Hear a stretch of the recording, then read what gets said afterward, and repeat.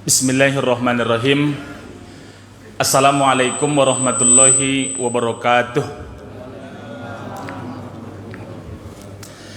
Alhamdulillahi wahdah, nahmaduka ya man awdahta lana subulal hidayah wa azzahta an basairina gisawatal giwayah wa nusalli wa nusallim ala man arsaltahu syahidan wa mubasysyiran wa nadhira wa da'iyan ilallahi biiznihi wa sirajan munira. Ashhadu an la ilaha illallah wahdahu la syarikalah wa ashhadu anna Muhammadan abduhu wa rasuluh la nabiyya wa la rasulah ba'dah. Allahumma salli ala sayyidina Muhammad wa ala ali sayyidina Muhammad. Hadirin jamaah salat subuh Masjid Jami'atuz Zahidin rahimakumullah. Sebagai hamba Allah yang beriman, tetaplah kita bersyukur pada Allah Subhanahu wa taala. Dalam satu hadis Nabi bersabda, afdalu zikri la ilaha illallah, seabdul zikir la ilaha illallah, wa afdalud doa alhamdulillah, seabdul doa adalah alhamdulillah.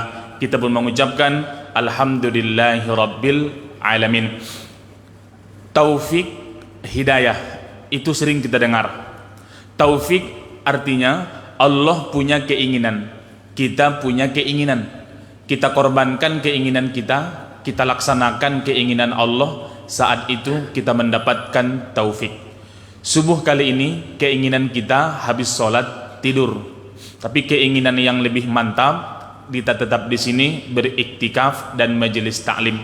Kita korbankan keinginan kita, kita laksanakan keinginan Allah, disitulah kita mendapatkan taufik. Saya berdoa mudah-mudahan kita semua istiqomah dalam ketaatan pada Allah Subhanahu wa taala. Amin ya rabbal. Salawat dan salam sama-sama kita haturkan keharibaan Nabi Muhammad sallallahu alaihi wasallam.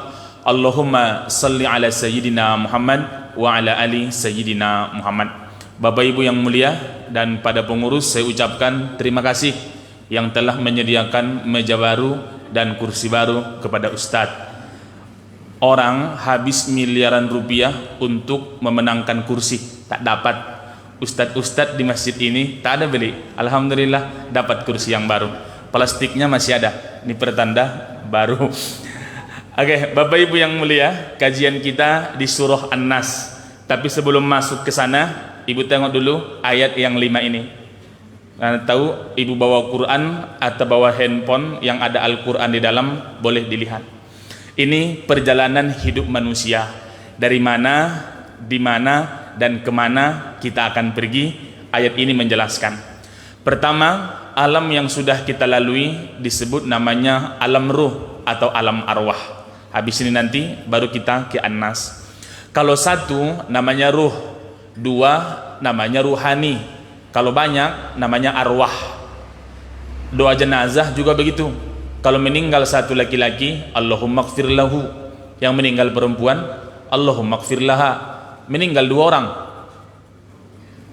bukan huma, Allahumma gfir lahuma warhamhuma. Makanya waktu orang tua kita doakan huma, Allahumma gfirli zunubi wali walidayya warham. Kenapa huma? Karena dua, ayah, ibu. Kalau yang meninggal banyak, Allahumma gfir lahum. Kalau yang meninggal 5 orang, perempuan semua, Allahumma gfir lahunna warhamhunna wa'afihinna. Sama dengan ini, kalau satu ruh, 2 ruhani, banyak arwah. Jadi kalau ada ibu namanya ruhani, 2 ruhnya itu dari segi bahasa.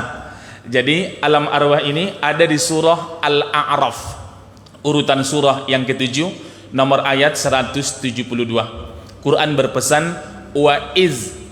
Kalau kita nanti melihat kata wa'iz, contoh wa ista'azzana rabbukum di surah Ibrahim surah 14 ayat ke-7. Ingatlah ketika Tuhanmu berfirman. Ada kata-kata wa iz, sini juga ada. Wa id akhadha rabbuka. Ingatlah ketika Tuhanmu mengumpulkan semua. Iz. Ingatlah maknanya. Kalau ada kata iz, berarti informasi sesudah kata iz sering dilupakan oleh manusia, maka diwanti-wanti di pangkal ayat iz, ingatlah. Karena peristiwa ini sering dilupakan oleh manusia. Wa id akhadha rabbuka min bani Adam. Ingatlah ketika dulu Allah mengumpulkan ruh anak cucu Nabi Adam. Wa ashhadahum ala anfusihim. Ashhadu artinya aku bersaksi. Tadi kita baca ashhadu, aku bersaksi. Ashhada, Allah minta persaksian. Itulah bahasa Arab, beda baris sikit, beda makna. Ashhadu, ashhada berbeda. Wa ashhadahum ala anfusihim, Allah minta persaksian pada kita. Alastu bi rabbikum, bukankah aku ini Tuhanmu? Kata semua kita saat itu, bala sahidna, iya ya Allah, kami menyaksikan engkaulah Tuhan kami. Pertanyaannya, kalau memang di alam ruh semua ruh saat itu mengaku Allah Tuhannya, kenapa sampai ke dunia menyembah Tuhan yang tidak sama, menyembah Tuhan yang berbeda-beda? Kelak di hari kiamat akan ditanya, antakulu yaumal qiyamah. Di hari kiamat akan disoal, di alam ruh kau bilang Allah Tuhanmu, sampai ke dunia kok menyembah yang lain? Antakulu yaumal qiyamah, mereka akan menjawab di hari kiamat, inna kunna an haza ghafilin, kami lupa hari persaksian itu. Kita juga sudah lupa, tapi Quran mengingatkan kita di ayat ini bahwa dulu kita pernah bersaksi di alam ruh. Kita mengatakan bala syahidna, iya ya Allah, kami menyaksikan engkaulah Tuhan kami. Maka saya berharap mudah-mudahan kalimat ini istiqomah kita pegang, sehingga nantinya yang keluar terakhir dari mulut kita ketika menjelang maut, la ilaha illallah Muhammadun Rasulullah. Yang kedua ada namanya alam rahim atau alam kandungan. Ada di surah Al-Mu'minun, urutan surah 23, nomor ayat 12, 13 dan 14. Quran berpesan pada kita, walaqada khalaqnal insana min sulalatin min tin. Kami ciptakan manusia dari saripati tanah asalnya. Habis itu di ayat 14 Allah menjelaskan, summa khalaqatan nutfata 'alaqah. Allah ciptakan air yang setetes tadi menjadi alaqah, setetes darah. Fa khalaqnal 'alaqata mudghah. Allah ubah dari setetes darah menjadi segumpal daging. Fa khalaqnan nutfata izama, kemudian Allah buatlah segumpal daging itu ada tulang. Fa kasawnal izama lahma, maka Allah membalut tulang itu dengan daging. Artinya jamaah yang mulia, di ayat ini Allah menjelaskan bagaimana proses berkembangnya janin yang ada di kandungan ibu. Alam rahim, berapa lama kita di sana? Normal 9 bulan 10 hari. Ada yang kurang dari 9 bulan, 8 bulan setengah udah lahir, namanya prematur. Karena dia prematur dikasihlah susu prenagen. Tapi ada juga yang lebih 9 bulan baru dia lahir. Tapi ada yang juga yang lebih parah, menikah bulan 2, lahir anak bulan 5 tahun depannya. Ibu suzon. Jadi maknanya jamaah yang mulia, ini sudah berlalu alam ruh, alam rahim. Sekarang alam dunia, disebutkan banyak ayat di Quran, jangan kita tertipu dengan dunia. Salah satu ayatnya di surah Al-Muluk, surah 67, nomor ayat yang kedua. Alladzi khalaqal mauta wal hayata liyabluwakum ayyukum ahsanu amala. Allah ciptakan hidup dan mati, mati dan hidup sebagai ujian amal siapa yang terbaik. Kata kuncinya, dunia ini tempat kita ujian. Di ayat yang lain, surah Al-Hadid, surah 57, nomor ayat yang ke-20.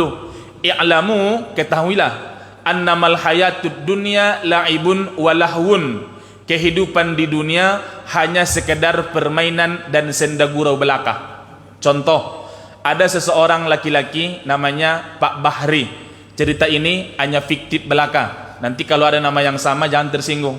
Pak Bahri umur 34 tahun, tapi wajahnya seperti 33 tahun. Awet muda dia, walau setahun. Meninggal jam 5 sore. Kalau ada orang meninggal jam 5 sore, dikuburkan saat itu atau ditunggu besok? Tunggu kan, besok pagi. Meninggal Pak Bahri, meninggalkan seorang istri namanya Bu Kokom. Nama dia Komaria, panggilannya Bu Kokom. Meninggalkan seorang anak namanya Misbah. Ketika meninggal jam 5, istrinya nangis-nangis, Ibu Kokom tadi. Sampai habis Isya pun dia nangis-nangis dekat mayat suaminya sambil meratap. Apa kata dia? Abang, begitu cepat abang meninggalkan saya. Dulu kita pertama kali jumpa ketika ditangkap Satpol PP. Habis itu kita nikah nembak di kantor KUA. Semuanya lah disebutkannya. Karena sedih suaminya meninggal. Di mana permainannya?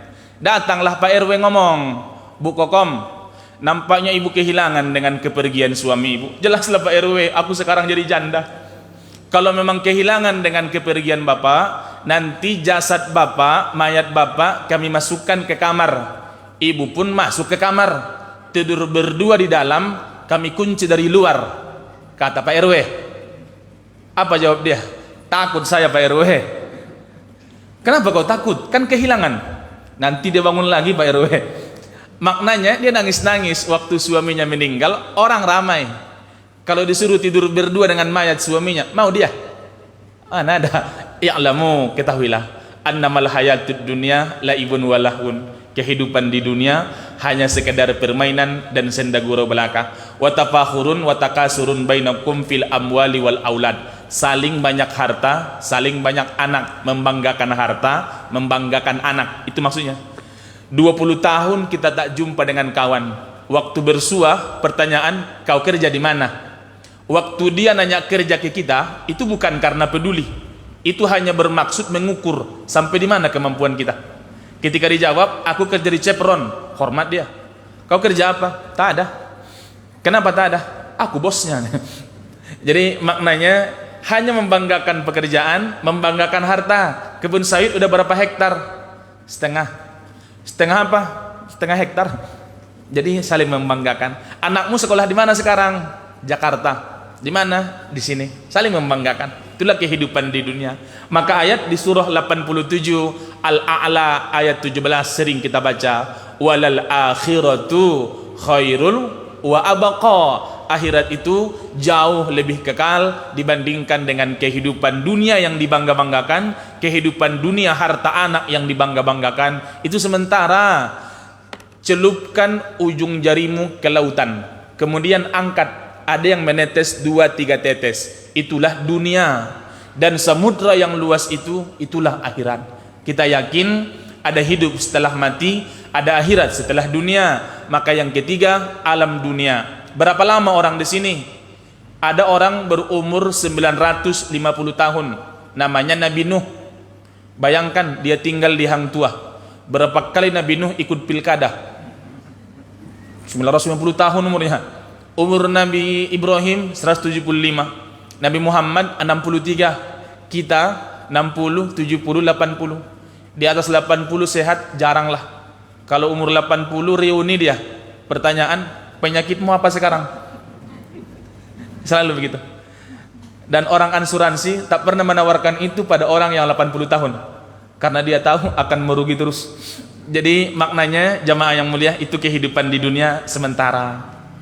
Yang keempat, besok kita lewati juga alam barzah, alam kubur. Surah Luqman surah 31 ayat 34 Allah mengatakan, wa ma tadari nafsum bi ayyi ardin tamud. Tak tahu kita kapan di mana kita meninggal dunia. Tapi doa kita husnul khotimah.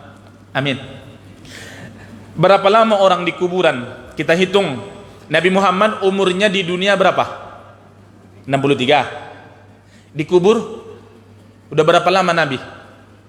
Dari tahun 11 Hijriah, sekarang 1442, 1430 tahun di dalam, dan di atas cuma 63. Lebih lama mana? Sampai kapan di alam kubur? Sampai kiamat. Jadi panjang alam kubur itu.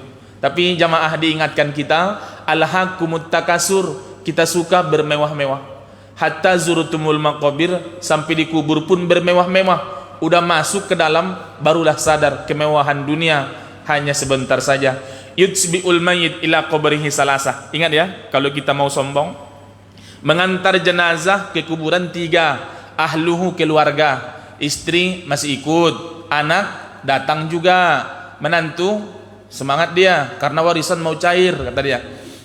Misal semuanya ikut. 2 akan ikut juga maluhu, harta, bantal dibawa enggak ke kuburan? Bawalah, naik ambulan pakai bantal jenazah itu. Kasur ada juga, ada kain panjang mengikat dia biar tak berguling-guling di ambulan. Tapi itu semua keluarga harta isnani yarji'ani, yang dua ini akan pulang.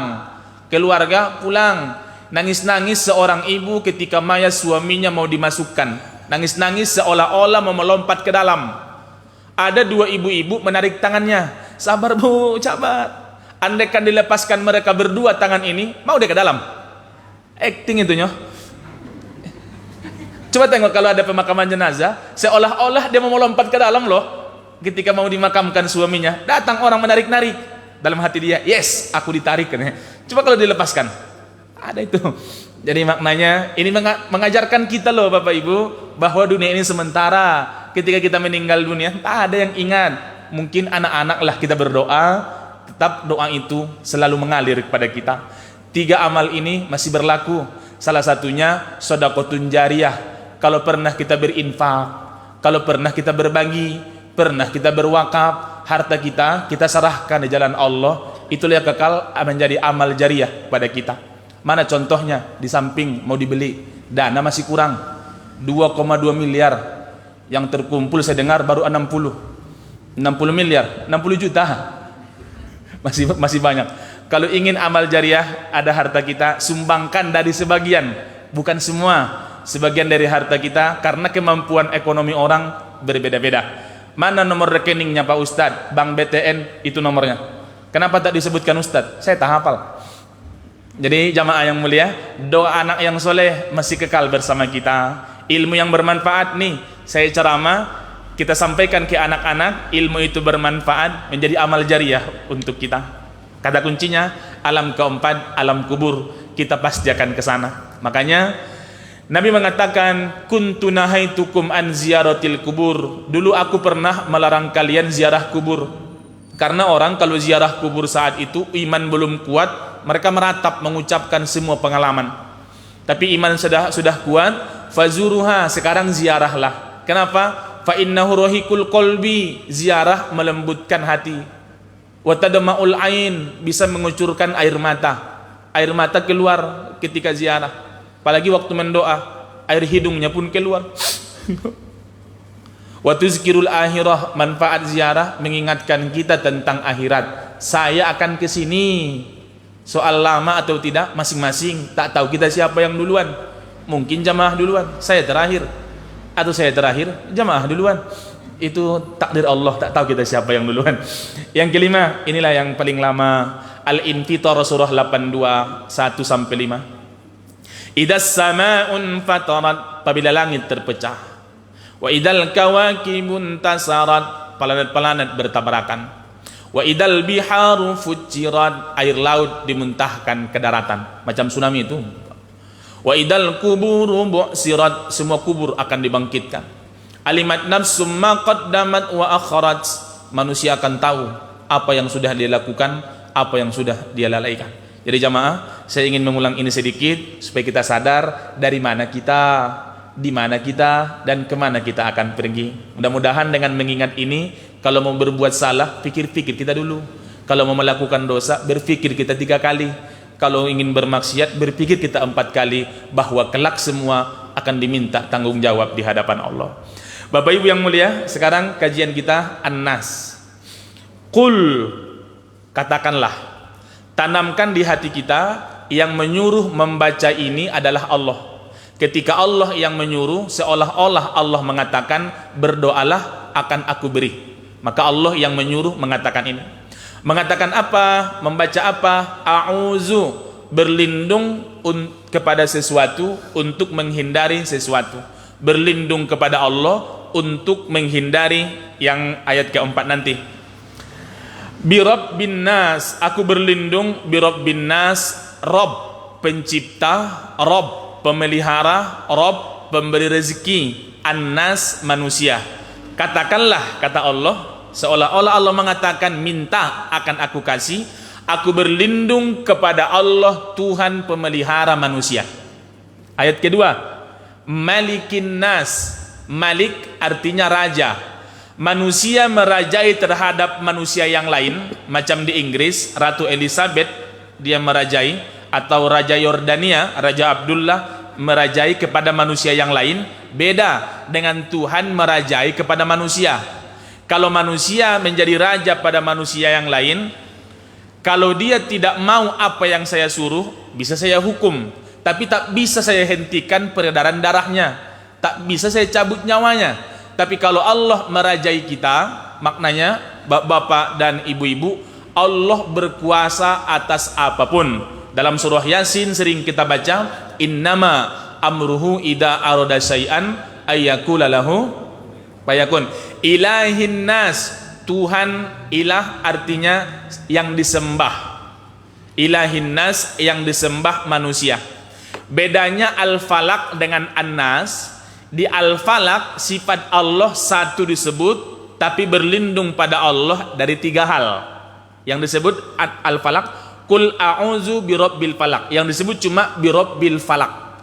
Tapi berlindungnya wa min syarri ghasiqin idza waqab wa min syarrin naffasati fil uqad wa min syarri hasidin idza hasad. Sifat Allah satu disebut, tapi kita minta perlindungan tiga hal.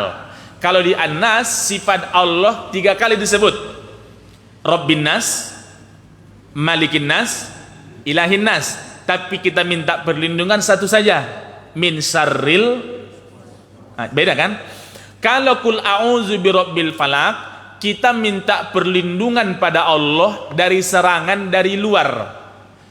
Min syarri ghasikin idza waqab, kejahatan malam apabila sudah gelap gulita. Itu dari luar diri kita. Wa min syarrin naffasati fil uqad, tukang sihir yang meniup buhul-buhul, maknanya yang ingin menyihir kita, kejahatan dari luar. Wa min syarri hasidin idza hasad, orang yang iri, orang yang dengki, itu dari luar. Tapi ini kita minta perlindungan pada Allah dari dalam. Jadi kalau al-falak eksternal, kalau an-nas internal diri kita sendiri. Penafsiran pertama, an-nas di ayat pertama, an-nas di ayat kedua dan ketiga beda.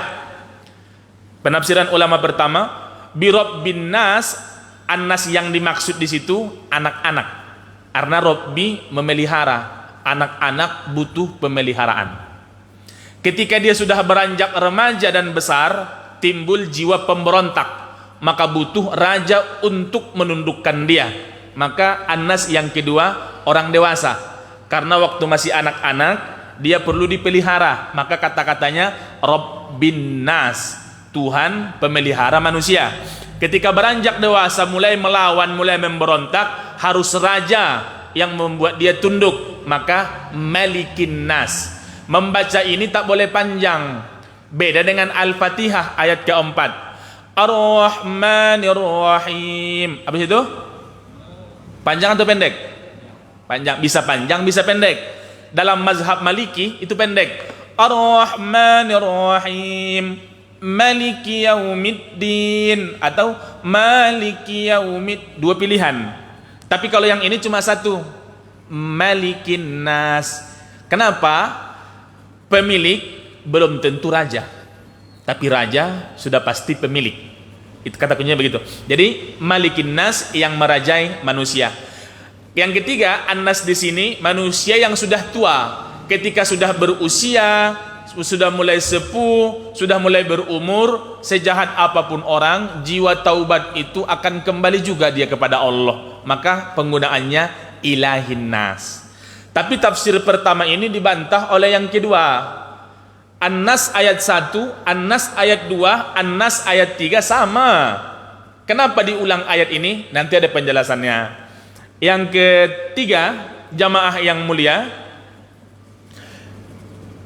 pemelihara belum tentu menjadi raja. Contoh, mohon maaf kalau bahasa ini salah. Ada pekerja rumah tangga di rumah ibu, pembantu rumah tangga. Dia memelihara piring dan gelas, maknanya mencuci. Ketika dia memelihara barang-barang dapur, apakah dia yang menguasai dapur? Iya atau tidak? Tidaklah. Maknanya pemelihara belum tentu pemilik, belum tentu raja. Kalau Allah, dia yang memelihara sekaligus dia yang menjadi raja, pemilik. Ilahin Nas. Orang yang menjadi raja, apakah dia Tuhan? Tidak. Tapi Allah tiga-tiganya. Dia yang memelihara, dia yang merajai, dan dia yang menjadi ilah yang disembah oleh manusia. Ayat ini mengajarkan kepada kita, kalau ada orang dalam pemeliharaan kita, ada karyawan dalam tanggung jawab kita, jangan suka hati kalau ngomong, jangan sesuka hati ketika bertindak. Kita sesuka hati kepada dia padahal dalam pengawasan kita, yakinlah Allah memelihara dia yang akan membalas itu kepada kita. Ini pelajaran pada manusia. Ayat yang kedua ini juga merajai manusia. Kita merasa raja pada manusia karena berkuasa. Misalkan dia Pak RW atau Pak RT, kalau mengurus surat orang lamanya minta ampun, itu RT yang tidak bagus. Ada juga RT-nya bagus, RT rugi tenaga. Kenapa? Bertengkar suami istri jam 2 malam, Pak RT yang dipanggil. Dia dipanggil jam 2 malam, tak dikasih pula air minum. Tapi dia tetap istiqomah menjadi RT. Tak pernah dia memakan uang rakyat, tak pernah dia mengambil pungutan liar. Jadi kata kuncinya, walaupun dia berkuasa, ada yang lebih berkuasa di atasnya. Ilahin nas, hanya Allah lah Tuhan sesembahan manusia. Maknanya ayat 1, 2, 3 kita minta perlindungan pada Allah dengan menyebutkan memuji 3 sifatnya. Dari apa? Ayat keempat, min syarri, sudah kita jelaskan dulu. Syarri, kejahatan, halo ibu, kejahatan yang berujung pada penyesalan, kejahatan yang berujung pada kepedihan dan berujung negatif, itu artinya syarri. Kejahatan siapa? Al-waswas. Sering kita dengar kan? Kau tadi kenapa lama kali usulnya? Saya was-was, makanya usulli sampai 3 kali. Usulli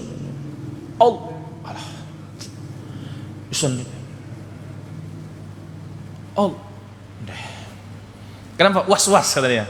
Was-was itu apa? Pengertiannya 3.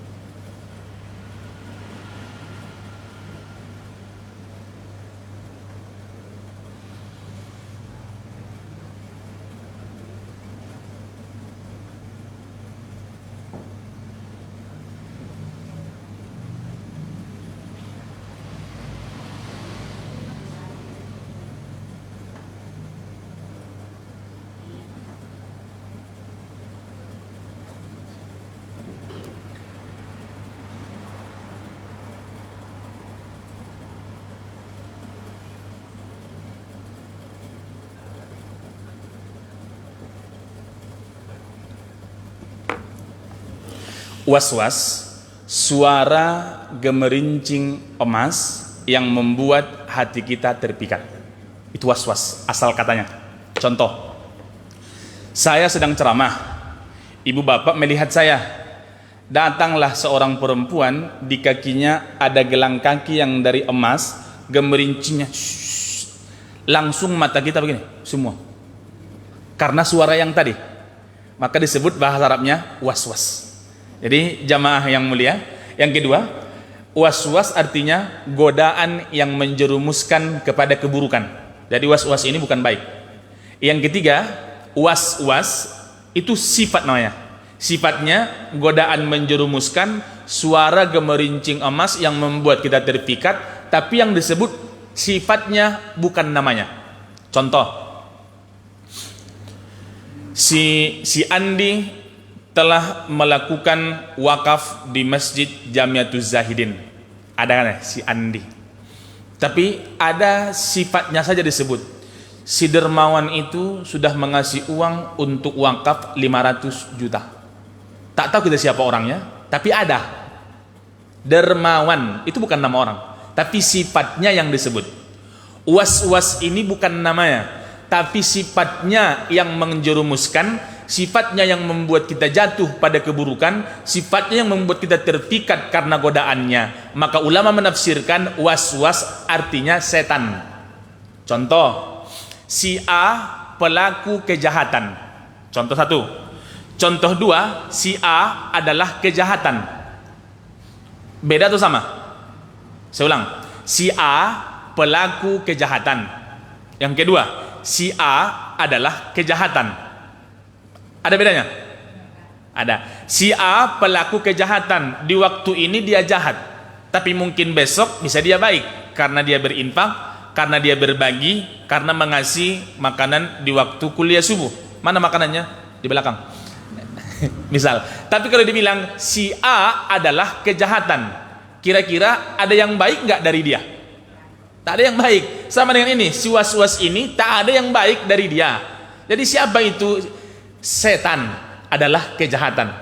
Bukan terkadang dia baik, terkadang dia jahat. Yang jahat setan itu. Maka jamaah yang mulia, lindungi aku ya Allah, Engkau Tuhan manusia yang memelihara, Engkau yang merajai manusia, Engkau Tuhan manusia, lindungi aku ya Allah dari kejahatan yang menjerumuskan kepada keburukan. Al-Khonnas. Khonnas ini bahasa kita datang kemudian pergi. Itu khonnas. Maknanya waswasil khonnas, godaan ini akan datang dan pergi tergantung dengan kita. Ketika saya lalai, dia datang. Ketika saya menyebut, berzikir, astagfirullahalazim, astagfirullahalazim, dia pergi. Maknanya, bapak-bapak, ibu-ibu yang mulia, godaan itu sering datang pada kita ketika kita lalai daripada mengingat Allah Subhanahu wa taala. Ketika kita mengingat Allah, ketika kita berzikir pada Allah, dia akan menjauh. Bapak, ibu, jamaah yang mulia, perbedaannya, setan menggoda manusia dengan nafsu menggoda manusia. Karena di ayat ke-6 nanti, minal jinnati wan nas. Kalau setan menggoda manusia, cara berpikirnya yang penting dia rugi atau dia tidak untung. Tapi kalau nafsu menggoda kita, dia menginginkan benda tersebut dan sangat menginginkannya dan tidak akan berhenti sampai mendapatkan yang diinginkannya dan dia tidak mau ditukar. Itu kalau nafsu. Saya ulang. Kalau tadi godaan setan, dia mau kita rugi 20. Kalau tak rugi 20, minimal tidak untung, berarti rugi 10. Yang penting diambilnya beberapa jalan yang membuat kita rugi. Kalau godaan nafsu tidak, dia hanya menginginkan itu dan dia tidak mau ditukar, dia akan mengejarnya sampai dapat. Berarti lebih dahsyat mana? Godaan dari luar, godaan dari dalam. Dalam. Contoh, ketika ibu, bapak, saya digoda oleh setan. Ketika azan berkumandang, Allahu Akbar, Allahu Akbar, terbersit suara itu. Tak ada suaranya, tapi ada di hati kita. Nanti ajalah, belum iklan. Rupanya ibu itu nonton Ikatan Cinta. Misal, ada godaan itu kan? Oke, ternyata tak mampan. Aku harus pergi. Main dia yang kedua. Maksudnya, kalau cara pertama tidak mampan, masuk dengan kedua. Yang kedua tak bisa, mainkan nomor 3. Nomor 3 tak bisa juga, berangkat ke nomor 4. Itu cara setan menggoda manusia. Tapi kalau hawa nafsu menggoda kita, tak mau dia ditukar, harus itu. Dan dia tidak mau diganti. Jadi jamaah yang mulia, 4 cara setan menggoda kita. Ibu bapak ingat, pertama, ayyanhana anit ta'ah, menghalang-halangi kita berbuat taat pada Allah. Apa kata dia? Nanti ajalah, besok ajalah. Dek, nanti aja kau berjilbab. Kau masih muda, rondap saja dulu rambutmu biar berwarna.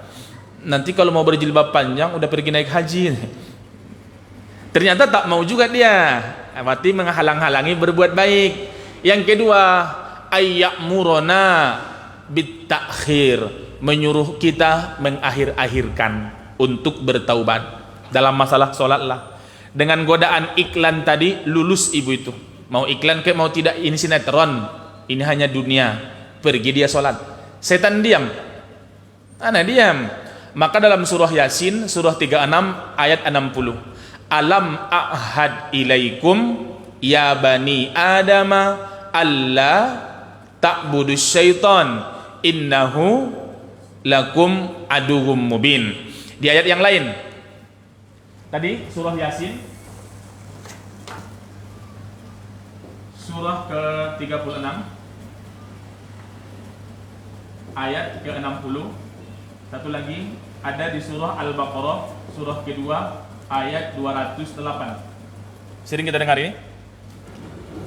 Ya ayyuhalladzina amanu, wahai orang yang beriman, udkhulu fis silmi kaffah, masuklah ke dalam Islam secara totalitas.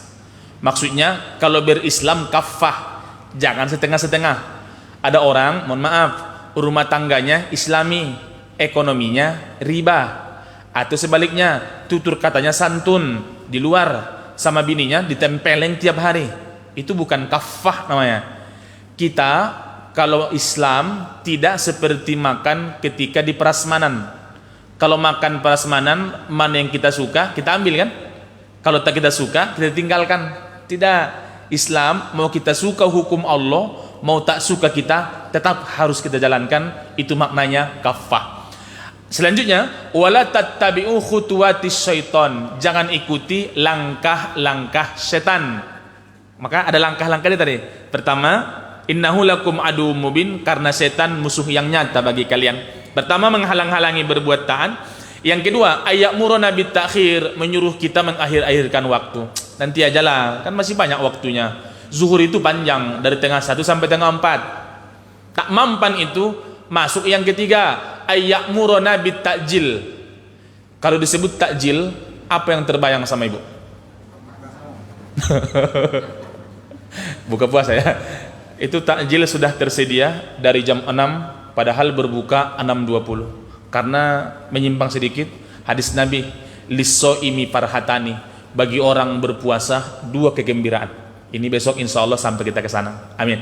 Pertama, farhatun indal iftar, kegembiraan ketika berbuka. Dari jam 6, Ustadz kita, Ustadz Agus sudah membunyikan RRI di Masjid Jamiatuz Zahidin. Pertama, acaranya ceramah dulu. Kalau boleh jujur, bagi kita ceramahnya nggak penting, karena yang kita tunggu bukan ceramahnya kan, beduknya kita tunggu itu. Pas habis ceramah 7 menit, mengajilah qori. Pas habis mengaji, di situ kebahagiaan itu. La'allakum tashkurun. Semua orang sepekan baru kompak. Shadaqallahul azim. Kenapa? Bahagia menyambut berbuka. Yang kedua, wa farahatun inda liqa'i rabbi, kegembiraan ketika berjumpa dengan Allah. Masuk surga nikmat, ketemu Allah jauh lebih nikmat. Oke, kembali ke yang tadi, Bapak Ibu. Ayamuruna bit ta'jil, menyuruh kita cepat-cepat. Asal-asalan dalam bahasa kita. Salat asar normal, kalau salat sendiri 5 menit sampai 6 menit. Tapi bisa di salat asar 2 menit. Paham maksudnya, Bu? Allahu akbar, Allahu akbar, sami Allah, Allahu akbar. Itu takjil namanya.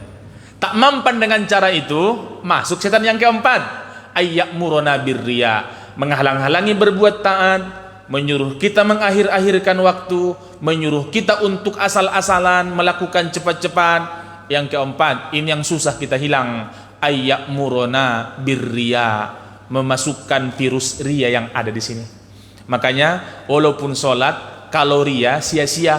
Ada ayatnya, fawailul lil musallin, kecelakaan bagi orang yang sholat, alladzina hum an sholatihim sahun, karena lalai dalam sholatnya. Kenapa? Alladzina hum yuraun, karena mereka pamer, ria ketika sholat. Maka ingat, tadi ibu baca dalam doa iftitah surah Al-An'am, surah ke-6, nomor ayat 162. Inna sholati, sungguhnya sholatku, wa nusuki, amal ibadahku, wa mahyaya, hidupku, wa mamati, matiku, lillahi rabbil alamin. Oke. Maknanya, ya Allah, lindungi aku dari kejahatan was-was yang menjerumuskan kepada yang buruk, al-khonnas, yang datang lalu pergi. Itu khonnas. Maknanya kalau ingat Allah maka dia pergi, kalau lupa Allah dia datang. Di mana dia berada? Allazi bahasa kitanya yang. Ini kata sambung. Allazi yuwaswisu.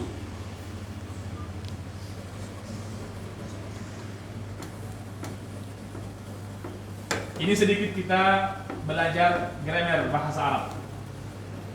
Dalam bahasa Arab ada namanya fi'il. Fi'il itu kata kerja. Kata kerja dalam bahasa Arab menunjukkan waktu ada 3. Pertama namanya fi'il amar. Pertama madi dulu. Madi, mudhari, amar. Sering dengar kan? Amar ma'ruf, amar artinya suruhan. Yang menunjukkan waktu cuma yang 2 ini. Kalau madi menunjukkan masa lampau, bahasa Arabnya madi. Kalau menunjukkan masa sekarang dan yang akan datang namanya fi'il mudhari. Kalau disebut waswasa, dia telah was-was, berarti masa lalu atau sekarang atau masa depan. Contoh, akala, dia sudah makan, masa lalu, sekarang, atau ke depan? Lalu, namanya madi. Akala gitu kan, syaraba, mana'a. Tapi kalau mudhari ada ya di depannya atau alif, tergantung yuwaswisu, tuwaswisu, nuwaswisu. Oke, kalau dia mudhari, masa sekarang, masa akan datang. Ini adalah mudhari kalau bahasa Arab, fi'il mudhari, menunjukkan godaan itu tidak pernah berlalu. Godaan itu akan datang sekarang dan yang akan datang sampai kita meninggal dunia. Maknanya ini yuwaswisu, Allah gunakan fi'il mudhari menandakan bahwa godaan setan itu selalu, sekarang, besok, lusa, yang penting sampai masa depan. Godaan itu selalu ada, maka digunakanlah fi'il mudhari, bukan madi yang menunjukkan masa lalu. Alladzi yuwaswisu fi sudu. Ini annas yang di sini beda penafsiran. Pertama, annasi. Sebenarnya kata dia nih, penafsiran dia, annasi. Ianya ada. Cuma karena dia di sini waqaf, maka ia dihilangkan. Sama dengan wa ma khalaqatul jinna wal insa illa, asal katanya liya'buduni. Maksudnya, aku tak menciptakan jin dan manusia melainkan menyembah kepadaku. Tapi ianya dibuang, tinggal nun, illa liya'budun.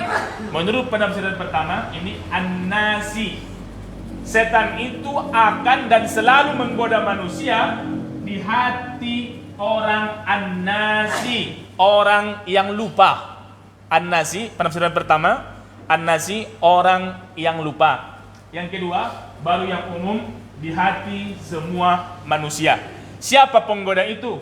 Dijelaskan di ayat selanjutnya, ayat yang ke-6, minal jin.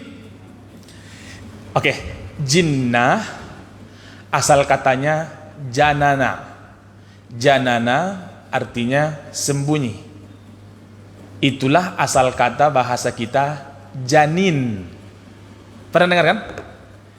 Kenapa bayi yang di dalam disebut dengan janin? Karena tersembunyi, tak nampak.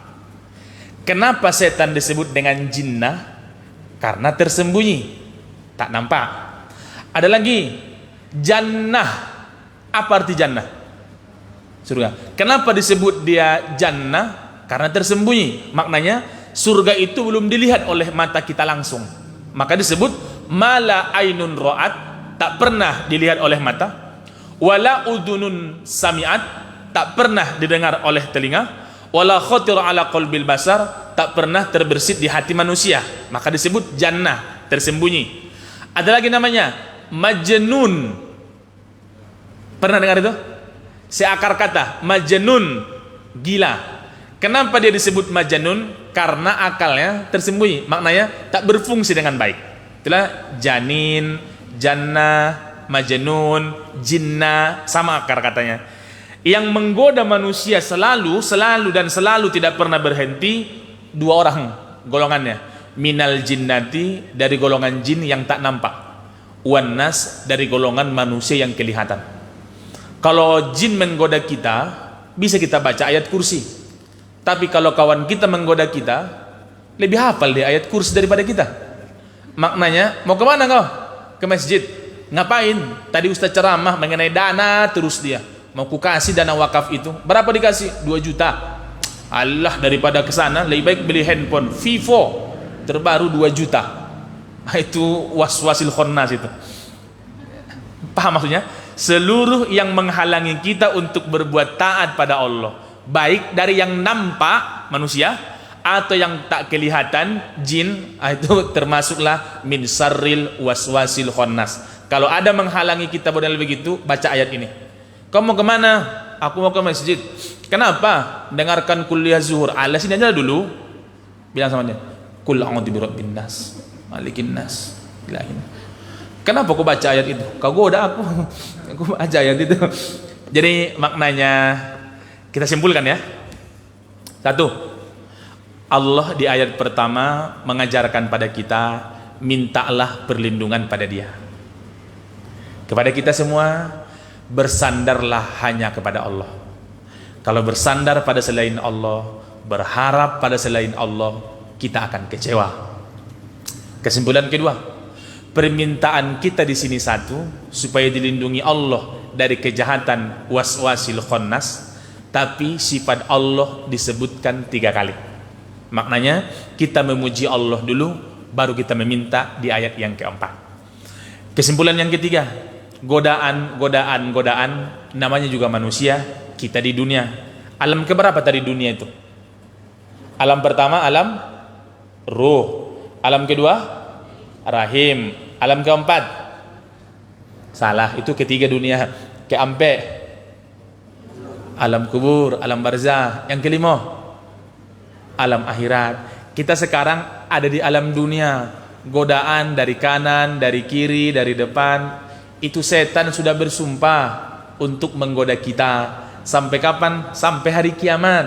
Maka jamaah yang mulia, ketika hendak kita mau berbuat salah, ingat yang 3 ini. Pertama, ingat Allah mengawasi kita. Tulis ya ayatnya, An-Nisa surah keempat ayat pertama. Kalau kita terniat mau melakukan hal yang tidak baik, ingat Allah pasti melihat saya. Innallaha kana alaikum raqiba. Allah mengawasimu kapanpun, dimanapun. 2, kalau kita mau berbuat salah, ingat malaikat pasti mencatat semuanya. Walaupun kita gerakkan, itu tidak akan tercoret catatan dia. Ada orang bilang, kalau kau berbuat dosa, gerak-gerakkan aja bahumu. Kenapa? Biar catatan malaikat tercoret, katanya. Tak laku itu. Jadi maknanya jamaah yang mulia, di surah Al-Quran Al-Infitar surah 82, 10, 11, 12, wa innalakum lahafizin, di sisimu ada malaikat yang menjaga. Kiraman katibin, 2 malaikat mulia selalu mencatat. Ya'lamuna ma taf'alun, mereka akan tahu dengan apa yang engkau lakukan. Saya ulang ya. Pertama tadi An-Nisa surah keempat ayat pertama, Allah selalu mengawasi. Yang kedua Al-Infitar surah 82, 10, 11, 12, malaikat selalu mencatat. Yang ketiga, mati tak tahu kita kapan datang. Surah Al-A'raf surah ke-7 nomor ayat 34, surah Luqman surah 31 nomor ayat 34. Jadi jamaah yang mulia, supaya terhindar dari godaan setan ini, Bapak, Ibu, ada 2. Pertama, jangan mengecilkan dosa. Paham maksudnya? Ketika dibilang syirik dosa besar, apa kata dia? Kan cuma berbohong sekali, dosa kecil itu.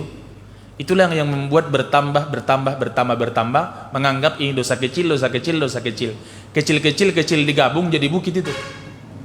Yang kedua, yang kita lakukan itu tadi, khutuwatis syaitan, Al-Baqarah surah kedua ayat 208, jangan ikuti langkah-langkahnya.